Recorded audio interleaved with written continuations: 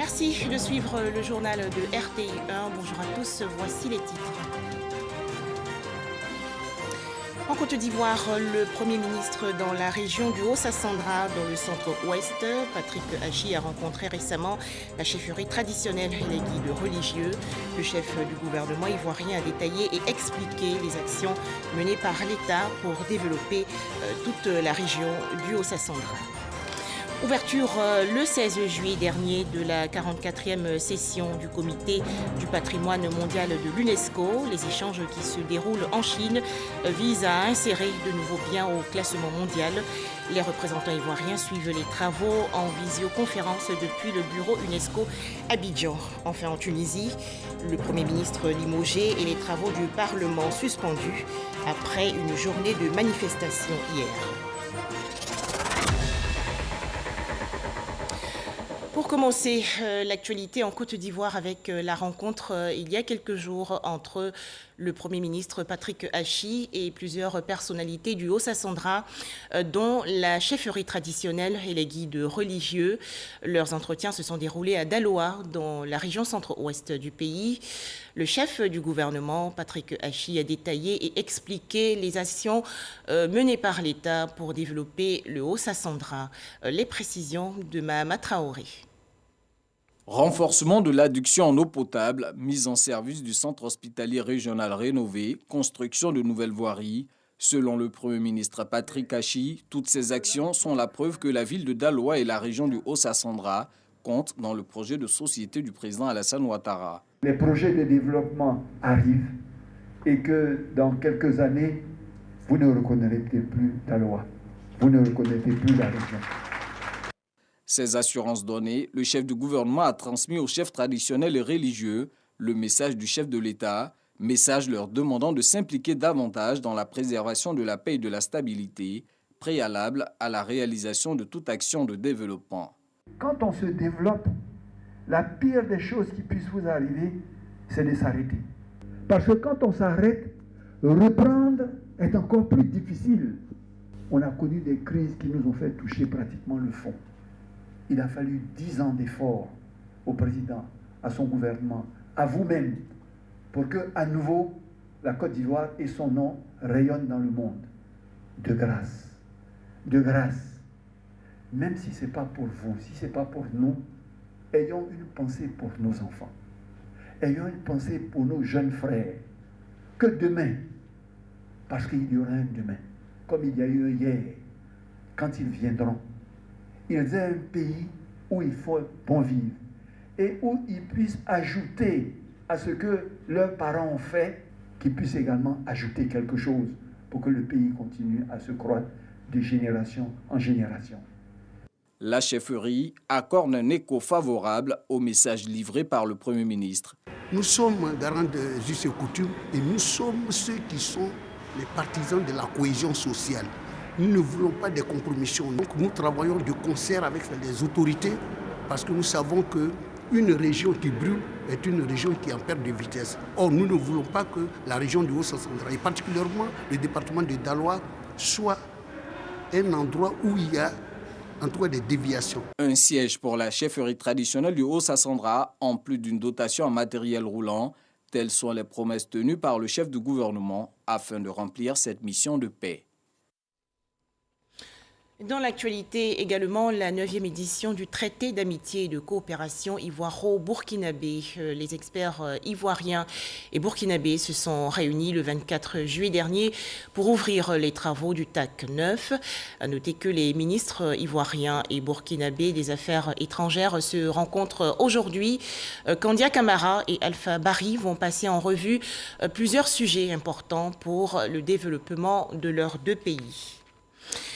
Ils se sont bien intégrés en Côte d'Ivoire, leur pays d'accueil, mais ces ressortissants burkinabés nés en Côte d'Ivoire font face à des difficultés lorsqu'ils rentrent dans leur pays, le Burkina Faso, pour y poursuivre leurs études. Alors comment gèrent-ils cette situation? Ils sont au micro de Sidonie Davila.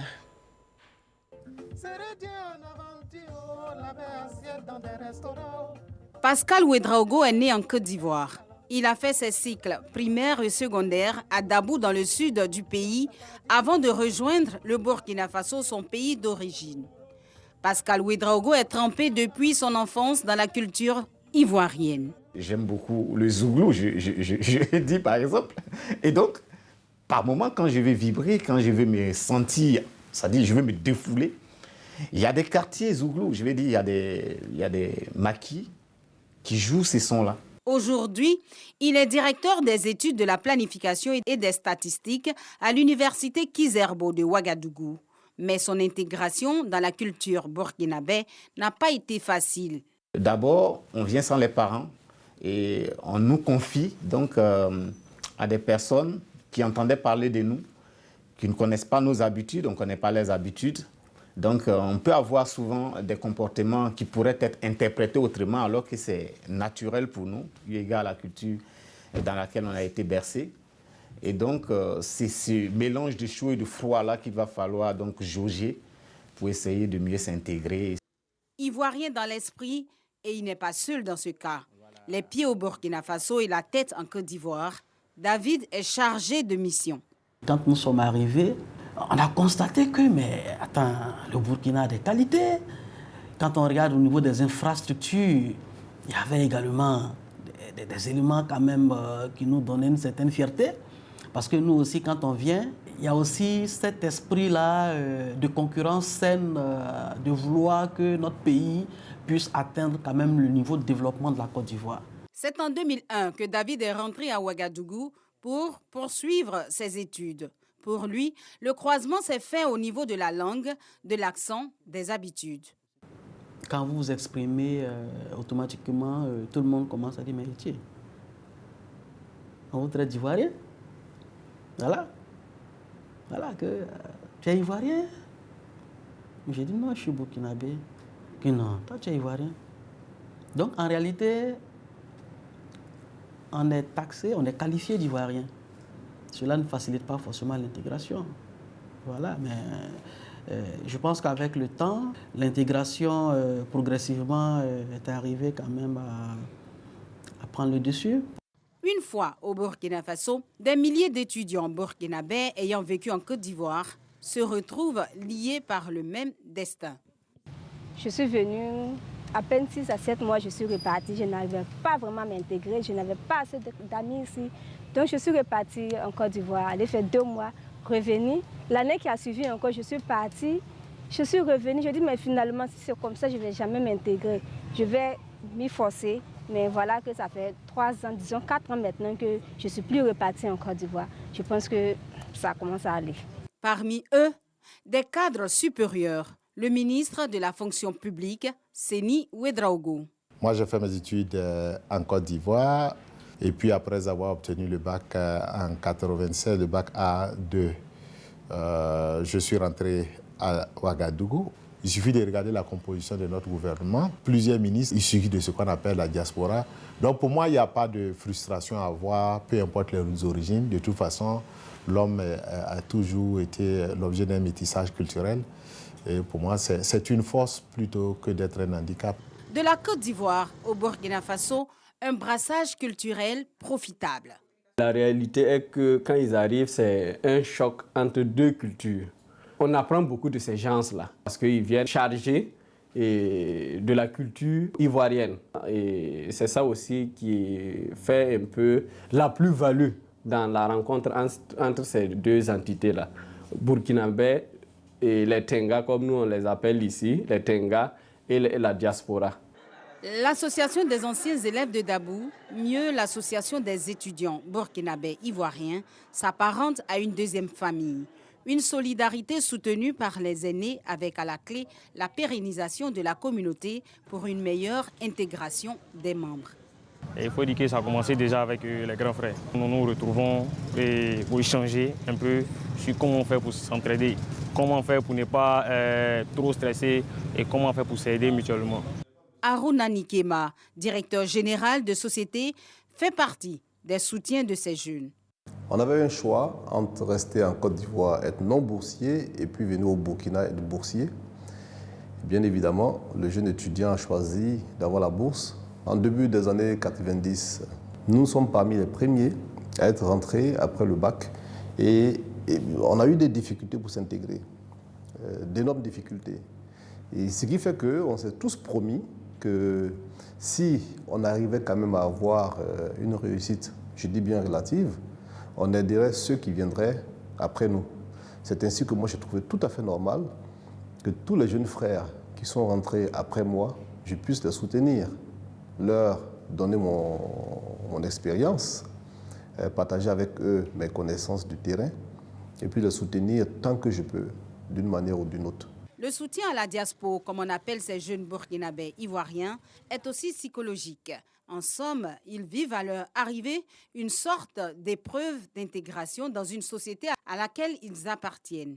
Historiquement, quand on regarde le phénomène diaspora ici, au départ, c'était un mot marginalisant. Quand on disait que vous êtes diaspora, c'est un peu marginal. Ça sent l'exclusion. Mais au fil des temps, la dynamique a fait en sorte que beaucoup se sont appropriés le concept et en font maintenant un concept de désignation de soi. Et vous allez voir beaucoup de personnes qui sont fières de dire ben, « moi je suis diaspora ». Maintenant, la nouvelle situation, ce n'est plus les autres qui vous représentent comme diaspora, mais c'est vous qui vous présentez comme diaspora dans l'envie de créer une différence avec les autres. La vie des diasporas est faite de nostalgie, de souvenirs non effacés. L'envie de la loco, de la tiéké, parler le nouchi, l'argot ivoirien, des empreintes indélébiles de la culture ivoirienne, au pays des hommes intègres. On va gérer le pays. Pour tout, c'est pas ça? Ouais. Voilà, donc il faut garder ça en toi. C'est que c'est ça, j'ai le vieux. Non, il n'y a pas de drame. Moi, c'est calé, non. Deuxième titre de ce journal, l'ouverture il y a quelques jours de la 44e session du Comité du patrimoine mondial de l'UNESCO. Les échanges qui se déroulent en Chine visent à insérer de nouveaux biens au classement mondial. Les représentants ivoiriens suivent les travaux en visioconférence depuis le bureau UNESCO Abidjan. Les explications de Serge Coléa. La 44e session du Comité du patrimoine mondial de l'UNESCO ouvre ses portes à Fengjian, en Chine. Le bureau UNESCO Abidjan, le ministère de la Culture, de l'Industrie des Arts et du Spectacle, la mairie de Grand-Bassam suivent la rencontre en vidéoconférence. Depuis la dernière session du Comité du patrimoine mondial de l'UNESCO qui s'était tenue en présentiel en Azerbaïdjan, un certain nombre de chantiers ont été poursuivis dans le cadre de la mise en œuvre du plan de gestion d'ailleurs qui fait l'objet d'une actualisation en ce moment même par la ville de Grand-Bassam, le ministère de la Culture et la représentation nationale de l'UNESCO. Donc ce sont ces éléments-là, ces avancées, ces initiatives qui sont contenues dans le dossier qui a été soumis pour examen dans le cadre de cette session du Comité du patrimoine mondial de l'UNESCO. Un point important à l'ordre du jour, c'est la sélection de nouveaux biens. La Côte d'Ivoire propose les mosquées de type soudanais construites dans le nord et l'est du pays et appelées communément mosquée Samori Touré. Nous sommes venus assister à l'ouverture de cette session pour nous rendre compte de l'effectivité de la tenue de la session et puis nous préparer à défendre notre dossier au moment opportun. Les 21 membres du Comité du patrimoine mondial de l'UNESCO vont aussi statuer sur l'état de conservation de 255 sites, dont 53 sur la liste en péril. Cette 44e session se tient du 16 au 31 juillet. Le dossier de la Côte d'Ivoire sera examiné le 26 juillet. Au chapitre culture, la sortie en juin dernier du 13e album du groupe Magic System. Envolé zougloutique, c'est le titre du nouveau chef-d'œuvre des magiciens. Il a été présenté au public le 24 juillet dernier dans la commune de Marcory. Yannick Efoumi et Sidonie Davila. Marcory, Anoumambo, place Papa Wemba. Il est pratiquement 22h30 lorsque les 4 magiciens font leur entrée sur scène. 2 heures non-stop de show s'ensuivent. Une dédicace aux allures de concert grand public. C'est un groupe mythique de la musique ivoirienne, le groupe Magic System. Je pense que le message, c'est de dire que la musique ivoirienne est de nouveau réunie. C'est le plus important à retenir là. C'est des grands frères, c'est des aînés pour qui j'ai beaucoup de respect, mais aussi des artistes qui ont apporté beaucoup à l'Afrique et à la Côte d'Ivoire. Aujourd'hui, pour moi, c'est le top niveau.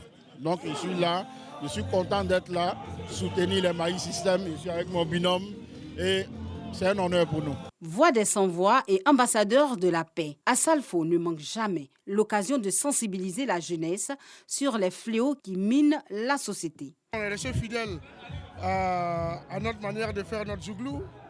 Et donc on a abordé des thèmes qui sont importants comme l'environnement, l'éducation, le chômage des jeunes, les problématiques qui minent notre société. C'est ce que nous avons fait avec cet album Envolé zougloutique et on espère que le message passera. Magic System, fierté nationale et internationale, mais avant tout une fierté pour les habitants d'Anoumabo. Magic System, c'est notre fierté parce que grâce à eux aujourd'hui le village d'Anoumabo et Makori est sur le toit du monde. Plusieurs chefs d'entreprise locales et internationales sont venus apporter leur soutien aux magiciens. Le Magic System, c'est l'excellence. C'est une des valeurs chères également au groupe RTI. Nous sommes encore là pour accompagner ces 4 magiciens qui montrent qu'en Côte d'Ivoire, il y a des valeurs, il y a des talents, il y a un savoir-faire. Au nom du gouvernement, Miss Belmond, ministre de la Solidarité et de la lutte contre la pauvreté, est elle aussi venue réaffirmer la reconnaissance et le soutien de toute la nation à ces 4 garçons qui ont su porter haut les couleurs du drapeau national à travers leur musique. Magic System a su hisser le zouglou au-delà des frontières ivoiriennes à des endroits inespérés. Et pour nous, il était important que nous soyons là ce soir. Et nous disons merci à Magic System pour cette envolée zougloutique.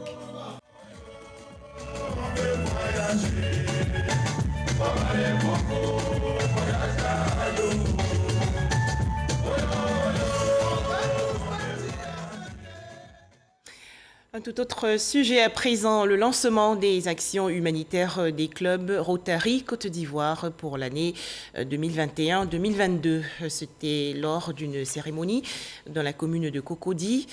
Thème retenu, servir pour changer des vies. Le point avec Yannick Efoumi et Sephora Zegui. Les présidents des clubs Rotary de Côte d'Ivoire ont reçu leur collier, solennellement remis par les anciens membres du Rotary. Ces insignes, symboles de leur mandature au titre de l'année 2021-2022. Notre champ d'action porte sur l'éducation de base et l'alphabétisation, le développement des économies locales ainsi que l'environnement. Réunis au sein d'un collège présidé par Arthur Assi, ils s'attelleront cette année à servir pour changer des vies, conformément au thème choisi par le Rotary International. On pourra agir dans le domaine de l'éducation, on pourra agir dans le domaine de la microfinance, on pourra agir aussi également de la santé de la mère et de l'enfant. Il ne s'agira pas d'agir pour atténuer une situation, mais agir vraiment pour changer les conditions de vie. Cette cérémonie de remise de collier marque le lancement des actions humanitaires des Rotary Club Côte d'Ivoire. Nous, à Kouaba, nous avons axé nos œuvres sur la lutte et la prévention contre le cancer du sein. Et donc nous avons fait de cela notre priorité depuis 3 ans. Et donc nous allons continuer dans cette optique et donner le sourire à beaucoup de femmes qui sont porteuses de cette maladie sans le savoir. Pour mener plus d'actions susceptibles d'impacter positivement des vies, le président du Rotary International, Shekar Meta, invite les uns et les autres à intégrer les clubs Rotary. L'objectif étant d'atteindre 1,3 million de membres d'ici à juillet 2022. Religion avec en image ce pèlerinage à la basilique Notre-Dame de la Paix de Yamoussoukro dans la région centre du pays. Les fidèles chrétiens catholiques ont prié pour la paix en Côte d'Ivoire lors de cet événement intitulé 24 heures d'intimité avec Jésus et Marie. La vaccination et le respect quotidien des gestes barrières pour mettre fin au coronavirus dans le monde.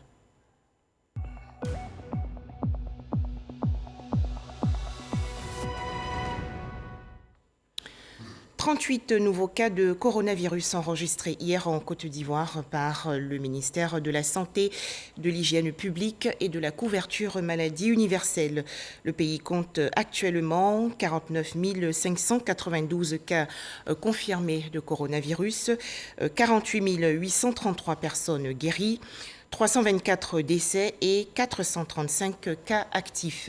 Le ministère de la Santé, de l'Hygiène publique et de la couverture maladie universelle invite toutes les personnes de plus de 18 ans à se faire vacciner gratuitement dans les centres de vaccination. Direction Mans, dans la région ouest du pays. 91 étudiants de l'Université Polytechnique ont reçu, il y a quelques jours, leur diplôme de master et d'ingénierie. Cérémonie présidée par le ministre de l'Enseignement supérieur et de la Recherche scientifique, le professeur Adama Diawara. Les temps forts de cet événement avec Sephora Zegui. Ces 91 diplômés en master et ingénieurs de la toute première promotion de l'Université Polytechnique de Mans viennent de recevoir leur parchemin, fruit de 5 bonnes années de travail.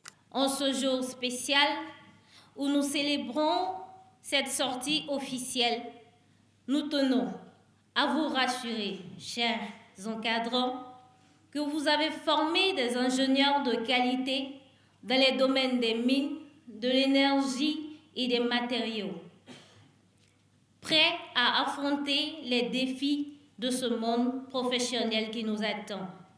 Soyez-en sûrs, nous relèverons les défis d'une promotion forte, dynamique et engagée. Nous allons relever le défi de l'insertion professionnelle et d'être des modèles, des leaders pour le développement de notre belle patrie, la Côte d'Ivoire.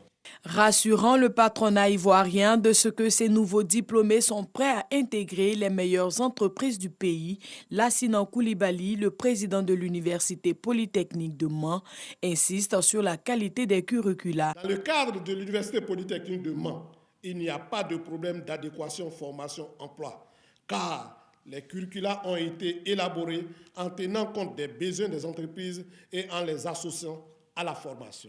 Pour avoir dispensé des cours à ces impétrants pendant 4 ans, c'est tout fièrement que Adama Diawara félicite ces nouveaux qualifiés pour leur ardeur au travail.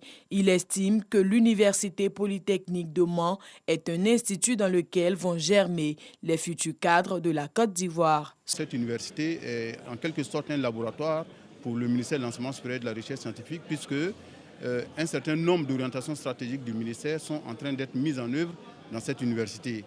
J'en veux pour preuve les critères d'accès aux universités publiques, les critères de rétention des apprenants dans les universités publiques, les cours de mise à niveau des nouveaux bacheliers orientés dans les universités publiques, l'adéquation formation-emploi, notamment du point de vue qualitatif, en termes de révision des curricula avec le concours du secteur privé, et également l'ouverture des classes préparatoires qui sont de nature à tirer la qualité de notre système vers le haut. Parmi les 91 diplômés, 57 ont obtenu le master dans les domaines des sciences, technologies et agronomie, 34 ingénieurs dans les domaines de la métallurgie, l'énergie et les mines. 2 étudiants se sont distingués par la qualité de leur travail. Ils sont sortis majors de leur promotion. Les 2 cycles ont réalisé un taux de réussite de 100%. Autre actualité, les anciens travailleurs de l'ex-compagnie aérienne Air Afrique réclament le paiement de leurs droits. En effet, 867 Ivoiriens sont toujours en attente. Ils se sont prononcés récemment lors d'une assemblée générale extraordinaire dans la commune du Plateau. Didier Nguessan. Ils ont servi comme pilotes, stewards, hôtesses, agents d'escale ou mécaniciens d'avion. Ces anciens travailleurs ivoiriens de la défunte compagnie aérienne Air Afrique, au nombre de 867, attendent de percevoir leurs droits depuis 19 ans. Ils réclament 9 milliards de francs CFA à l'État. Réuni en assemblée générale, le comité de suivi des droits du personnel s'interroge sur le blocage de l'apurement des soldes. Force est de constater que, malgré la reconnaissance de la dette par l'État à payer à la liquidation d'Air Afrique, malgré les instructions du chef de l'État, malgré les différents documents signés et confirmés par les premiers ministres défunts, nous n'avons encore rien perçu. Le comité a décidé de surseoir à une batterie d'actions de protestation et lance un SOS. Nous lançons donc un appel pressant de secours au président de la République, son Excellence Alassane Ouattara, pour dire pitié en cette année déclarée Côte d'Ivoire solidaire, afin qu'il instruise à nouveau ses services pour le règlement définitif de ce dossier qui perdure depuis 19 ans. La multinationale Air Afrique a été liquidée en 2002 sur décision de justice. Sur les 11 pays membres de la compagnie, la plupart a indemnisé les travailleurs nationaux. Ce n'est pas encore le cas de la Côte d'Ivoire. Des images à présent, Cap-Rémé, village situé dans la région nord du pays, un nouveau chef. Ce nouveau dirigeant a été installé récemment lors d'une cérémonie. Dans l'actualité également, le dernier hommage de l'Académie des sciences, des arts, des cultures d'Afrique et des diasporas africaines au professeur d'entomologie Fouabi Kouakou. Le professeur Fouabi Kouakou, membre de l'ASCAD, est décédé le 27 avril dernier. Le point, Evelyne Yeboué et Walter Amadou. Un moment de silence pour le professeur Fouabi Kouakou. Parents, collègues et amis sont venus rendre un dernier hommage à Fouabi Kouakou, professeur d'entomologie à la retraite de l'université Félix Houphouët-Boigny de Cocody. Il est décédé le 27 avril 2021. Moi, je retiens un ami sincère et si vous voulez, agréable, mais sans astuce. C'est quelqu'un de très sincère et très honnête, très honnête. Véritablement, c'est un maître. C'est vrai qu'on dit quand les gens meurent, on cherche des qualités. Mais lui, on n'a même pas besoin. C'est la réalité. C'est un homme exemplaire. Que ce soit au niveau familial, que ce soit au niveau politique, au niveau sportif, au niveau professionnel, dans l'enseignement, papa était quelqu'un d'entier. Né en 1936 à Boisflé, marié et père de 6 enfants, le professeur Fouabi était membre de l'Académie des sciences, des arts, des cultures d'Afrique et des diasporas africaines, ASCAD. Originaire de la région de la Maraoué, il a été député dans les années 1980. Selon le président de l'ASCAD, il reste vivant à travers ses œuvres. De par notre statut, nous sommes des immortels, simplement parce que nos œuvres font qu'on reste vivant. Depuis qu'il est rentré à l'académie, ses enseignements, ses recherches, ses publications, tout cela fait de lui un géant. Je dirais tout simplement que c'est un géant. La cérémonie a été organisée par sa famille académique et s'est déroulée au sein de l'École normale supérieure ENS. Une manière de rappeler sa contribution à la connaissance. Fouabi Kouakou sera inhumé le samedi 31 juillet 2021 à Boisflé, dans son village natal. À présent, l'actualité des Jeux olympiques de Tokyo 2020.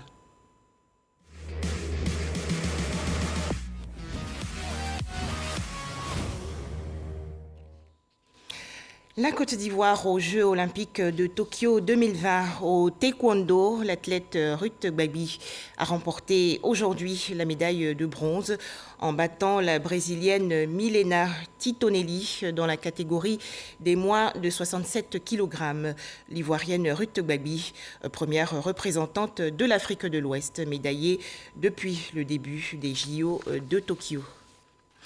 Malheureusement, son compatriote Cheikh Cissé Salah, premier médaillé d'or olympique de l'histoire du pays, a perdu aujourd'hui son titre chez les moins de 80 kg.